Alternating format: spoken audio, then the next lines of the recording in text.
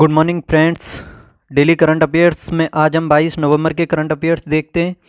इसमें current affairs देखने से पहले मैं आपको जीआई टैग के बारे में कुछ बता देता हूं कि जीआई टैग से संबंधित इंपॉर्टेंट फैक्ट क्या होते हैं, क्या क्वेश्चन पूछा जाता है।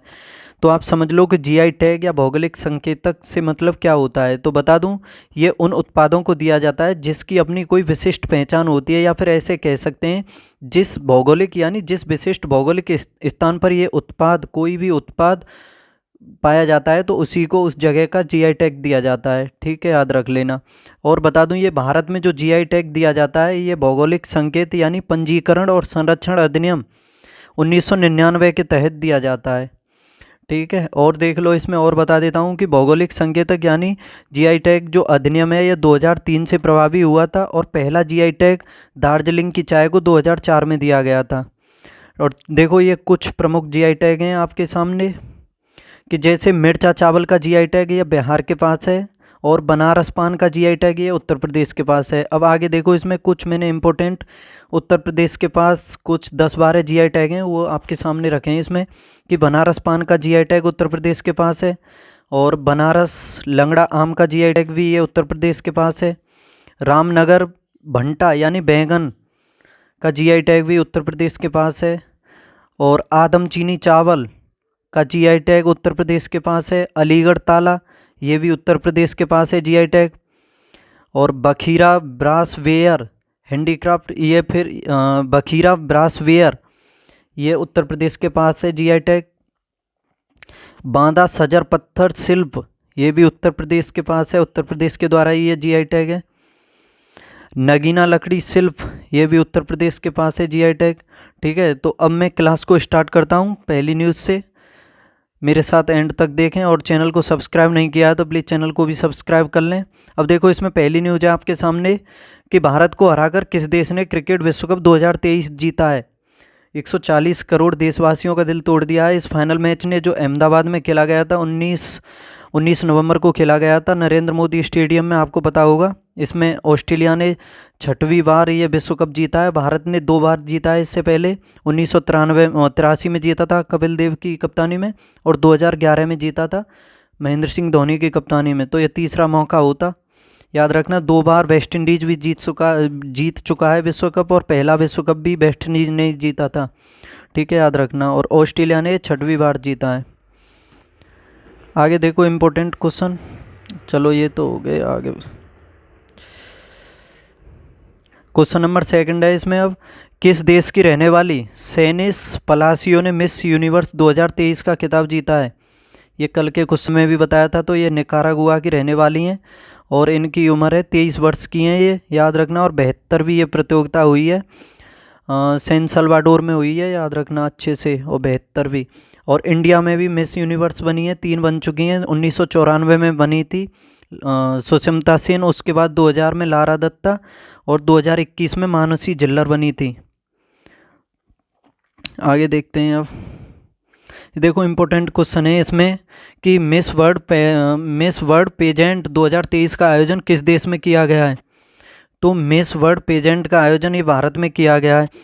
किस राज्य की रहने वाली नंदिनी गुप्ता ने फेमिना मिस इंडिया 2023 का खिताब ये राजस्थान की हैं। किस देश की रहने वाली हैं आर बोनी गैम्ब्रियल, ये अमेरिका की रहने वाली हैं, जिन्होंने 2022 में मिस यूनिवर्स का खिताब जीता था, और इन्होंने ही ताज पहनाया है इन्हें 2023 की विनर को। किस राज्य की रहने वाली प्रवीणा अंजना ने मिस इंटरनेशनल इंडिया 2023 का खिताब जीता है, ये राजस्थान की हैं।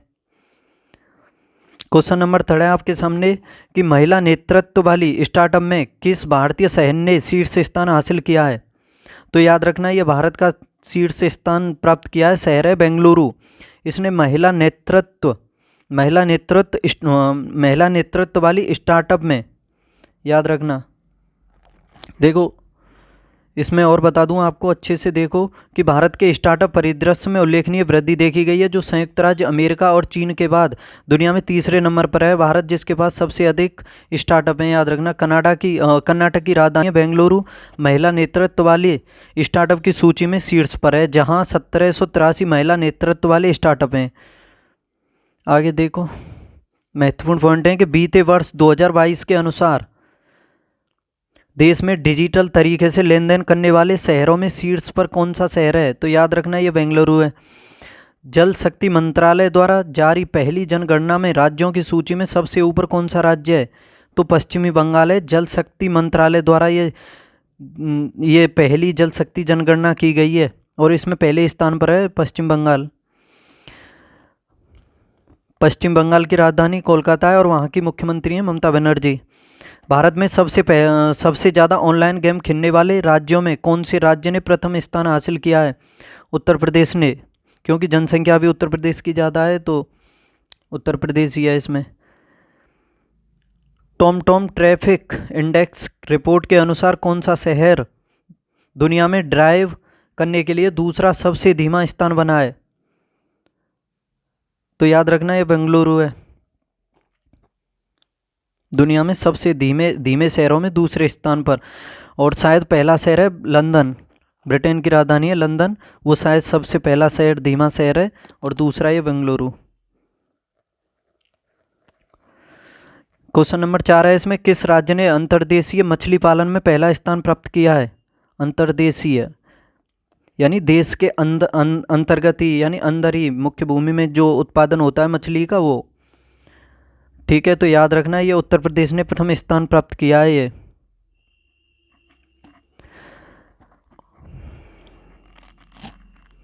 आगे देखो कि Indian council of medical research cancer registry के आंकड़ों के अनुसार किस राज्य में कैंसर के सबसे अधिक मामले हैं? तो ये उत्तर प्रदेश में मिले हैं कैंसर के सबसे अधिक मामले, याद रखना। और ये रिपोर्ट जारी की है Indian council of medical research cancer registry ने। आगे देखो, बैंकों और वित्तीय संस्थानों से निवेश निधि आकर्षण करने में कौन सा राज्य शीर्ष पर है? तो ये उत्तर प्रदेश है। भारत की पहली पोर्ट टैक्सी परियोजना कहाँ प्रारंभ की जाएगी? ये उत्तर प्रदेश में की जाएगी भारत की पहली पोर्ट टैक्सी परियोजना। किस राज्य द्वारा इंडियन फार्मा फेयर के 8वें संस्करण की मेजबानी की जाएगी? तो ये उत्तर प्रदेश के द्वारा की जाएगी। क्वेश्चन नंबर 5 है, किसके द्वारा लिखित पुस्तक building partnerships India and international corporation for maritime securities का विमोचन किया गया है? तो यह किया गया है हिमाद्री दास के द्वारा। दोबारा देख लो इसे कि पुस्तक है building partnerships India and international corporation for maritime securities, इसका विमोचन हिमाद्री दास के द्वारा किया गया है, लिखा गया है इसको।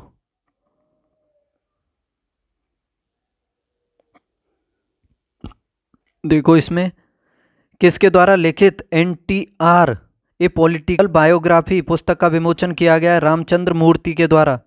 शशि थरूर ने किसके द्वारा लिखित पुस्तक रिंग साइड का विमोचन किया है? तो ये लिखी है विजय दर्दा ने, और जिसका विमोचन किया है शशि थरूर ने।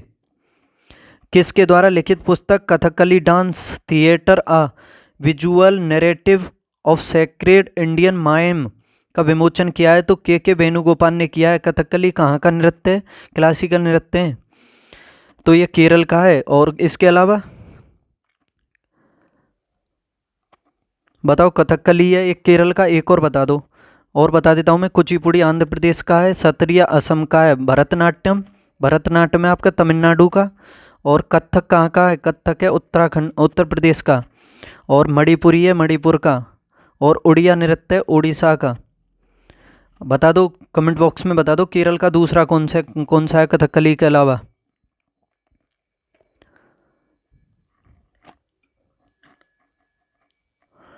और देखो किसके द्वारा लिखित नई पुस्तक नालंदा का विमोचन किया गया है? तो ये नालंदा जो पुस्तक है इसको लिखा गया है अभय के द्वारा। किसे इंदिरा गांधी शांति पुरस्कार 2022 से सम्मानित किया गया है? इंदिरा गांधी शांति पुरस्कार 2022 से तो ये सम्मानित किया गया है नीति आयोग और इंडियन मेडिकल एसोसिएशन, नहीं सॉरी नीति आयोग नहीं, इंडियन मेडिकल एसोसिएशन, भारतीय प्रशिक्षित नर्स एसोसिएशन, इन दोनों को दिया गया है। ये इंदिरा गांधी शांति पुरस्कार से सम्मानित किया गया है। दोबारा देखते हैं इसमें डिटेल में, देखो इसको कि शांति निरस्त्रीकरण एवं विकास के लिए इंदिरा गांधी पुरस्कार 2022 रविवार को देश में कोविड वॉरियर्स के प्रतिनिधियों के रूप में इंडियन मेडिकल एसोसिएशन और train nurses association of India को प्रदान किया गया है। ठीक है, सही है। विश्व कप 2023 में किसी प्लेयर ऑफ द टूर्नामेंट दिया गया है, तो ये विराट कोहली को दिया गया क्योंकि इन्होंने 765 रन बनाए थे। ठीक है, 11 मैचों में 765। इससे पहले ये रिकॉर्ड सचिन तेंदुलकर के नाम था जिन्होंने 665 रन बनाए थे। ठीक है, 2003 के विश्व कप में बनाए थे, उसको भी फाइनल में ऑस्ट्रेलिया ने ही हराया था इंडिया को, और इसको भी ऑस्ट्रेलिया ने ही हराया इंडिया को। ISSF निशानेबाजी विश्व कप 2023 किस शहर में आयोजित किया गया है, तो ये भोपाल में किया गया है, भोपाल में। लॉर्ड हनुमान को किस चैंपियनशिप का आधिकारिक शुभंकर घोषित किया गया है? देखो, भोपाल से संबंधित है एक क्वेश्चन है आपके सामने। 1984 में एक भोपाल गैस त्रासदी घटना हुई थी, उसके बारे में पढ़ा होगा आपने। 1984 में वो फेमस घटना है, और उसमें जो गैस का रिसाव हुआ था बेसिकली गैस थी मिसाइल आइसोसाइनेट, उससे काफ़ी जन धन की भी हानि हुई थी। तो याद रखना कब हुई थी, भोपाल में। भोपाल गैस त्रासदी भी पूछा जाता है क्वेश्चन में, तो 1984 में हुई थी, और गैस का रिसाव हुआ था मिसाइल आइसोसाइनेट का। आगे देखो, साउथ जोन ने किसे हरा करके दिलीप ट्रॉफी 2023 जीती है? तो इसको साउथ जोन ने वेस्ट जोन को हराया है, वेस्ट जोन को, और 2023 की दिलीप ट्रॉफी जीत ली है साउथ जोन ने।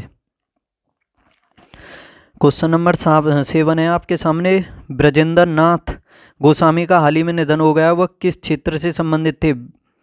ब्रजेंद्र नाथ गोस्वामी, तो याद रखना ये इतिहासकार थे, और इनका निधन हो गया हाल ही में, और 90 वर्ष की आयु में निधन हुआ है, और इन्हें पद्मश्री और पद्म विभूषण भी मिल चुका है।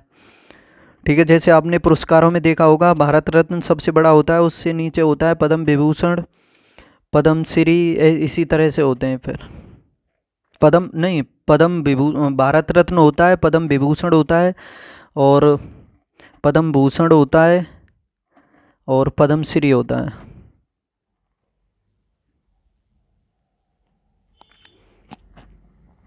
अगर तो किस भारतीय पूर्व क्रिकेटर का 88 साल की उम्र में निधन हो गया, तो ये सलीम दुरानी थे। किस राज्य के पूर्व मुख्य मंत्री प्रकाश सिंह बादल का 95 वर्ष की आयु में, तो ये पंजाब के मुख्यमंत्री थे। किस कैथोलिक धर्मगुरु का 95 वर्ष की आयु में निधन हुआ है? ये तो पोप बेनेडिक्ट, ये 16वें थे, पोप बेनेडिक्ट 16वें, इनका निधन हो गया 95 वर्ष की आयु में। किस देश के उपराष्ट्रपति का भारत दौरे के दौरान निधन हो गया? तो ये गाम्बिया के उपराष्ट्रपति थे, भारत के दौरे पर आए थे, तभी इनका निधन हो गया। गाम्बिया के थे ये। किस राज्य ने अस्पतालों में ड्यूटी घंटों के दौरान ड्रेस कोड लागू कर दिया है? तो ये कर दिया है त्रिपुरा सरकार ने, याद रख लेना। ड्रेस कोड लागू करने वाला राज्य बना है भारत का त्रिपुरा। एक सेकंड पानी पी लेता हूँ।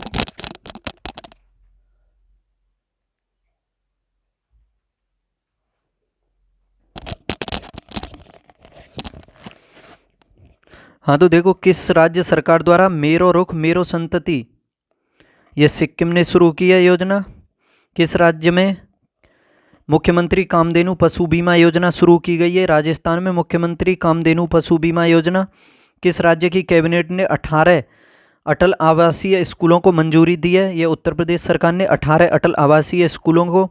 किस राज्य सरकार द्वारा कलेगनार मगलियर उरीमई थोगाई थिट्टम सामाजिक कल्याण योजना शुरू की है? तो ये तमिलनाडु ने।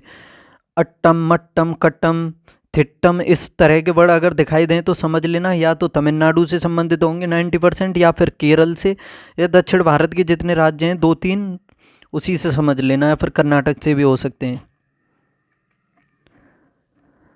विश्व टेलीविज़न दिवस कब मनाया जाता है? तो ये मनाया जाता है 21 नवंबर को। विश्व टेलीविज़न दिवस 21 नवंबर को मनाया जाता है, और पहला विश्व टेलीविज़न मंच 21 नवंबर 1996 को हुआ, और संयुक्त राष्ट्र महासभा ने इस दिन को विश्व टेलीविज़न दिवस के रूप में चिन्हित किया था।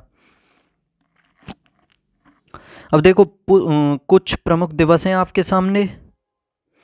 11 सितंबर को मनाया जाता है राष्ट्रीय वन शहीद दिवस। और शहीद दिवस कब मनाया जाता है? 30 जनवरी को मनाया जाता है। और 11 सितंबर को मनाया जाता है विश्व प्राथमिक चिकित्सा दिवस। 15 सितंबर को मनाया जाता है इंजीनियर दिवस। और 15 सितंबर को मनाया जाता है अंतर्राष्ट्रीय लोकतंत्र दिवस। 16 सितंबर को ओजोन दिवस मनाया जाता है।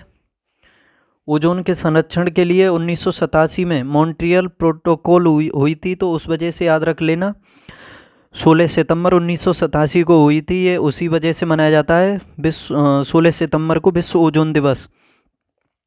और 17 सितंबर को मनाया जाता है विश्व रोगी सुरक्षा दिवस। 18 सितंबर को मनाया जाता है विश्व बांझ दिवस।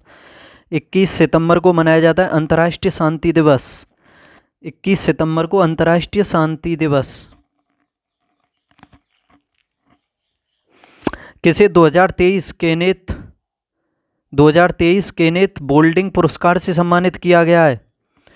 तो यह किया गया है बिना अग्रवाल और डेविड वर्किन